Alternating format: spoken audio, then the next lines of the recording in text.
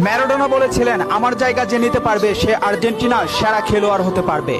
টেভেজ বলেছিল, যে মেসিকে বুঝে না সে ফুটবল খেলাই বুঝে না। ব্রাজিলের পেলে বলেছিল, মেসিকে কখনোই খারাপ খেলতে দেখিনি, সে সবসময় একই ধারে খেলে আসছে। পেপ গার্দিওলা বলেছিলেন, মেসিকে নিয়ে কিছু লিখবেন না, না লিখে ওকে শুধু দেখে যান, কেননা কোনো কোচ বা সিস্টেম তাকে আটকাতে পারে না। রাইকেট বলেছিলেন, মেসির গোল এক একটা শিল্পকলা, আবার বলেছিলেন মেসি মানে ফুটবলের ইতিহাস। ব্রাজিলের রোনালদো বলেছিলেন, মেসিকে অনেক বেশি কমফিট মনে হয়। ফিকো বলেছিলেন, মেসিকে দেখা মানে অর্গজমের পর অবিশ্বাস্য। জাভি বলেছিলেন, মেসি অন্যদের থেকে কতটা এগিয়ে এটা যারা বুঝে না তারা অন্ধ। ইনিয়েস্তা বলেছিলেন, মেসি যা পারে অন্যরা তা পারে না, বার্সেলোনা আর কখনোই আরেকটা মেসি পাবে না। ব্রাজিলের রোনালদিনহো বলেছিলেন, আমি একবার বিশ্ব সেরা হয়েছিলাম, কিন্তু তখনও বার্সার সেরা প্লেয়ার হতে পারিনি, কারণ তখন বার্সাতে ছিল মেসি।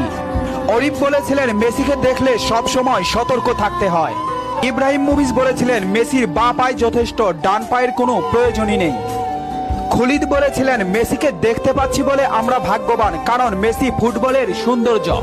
রোমারিও বলেছেন, ও নিউটন আইনস্টাইনের মতো প্রতিনিয়ত নিজেকে ছাপিয়ে যাচ্ছে। আরজি বলেছেন, লিওনেল মেসি বাস্তবে এত নম্র ও ভদ্র, অথচ মাঠে সে একটা আগুনের গোলা। স্টাকপ বলেছেন, মেসিকে থামাতে গেলে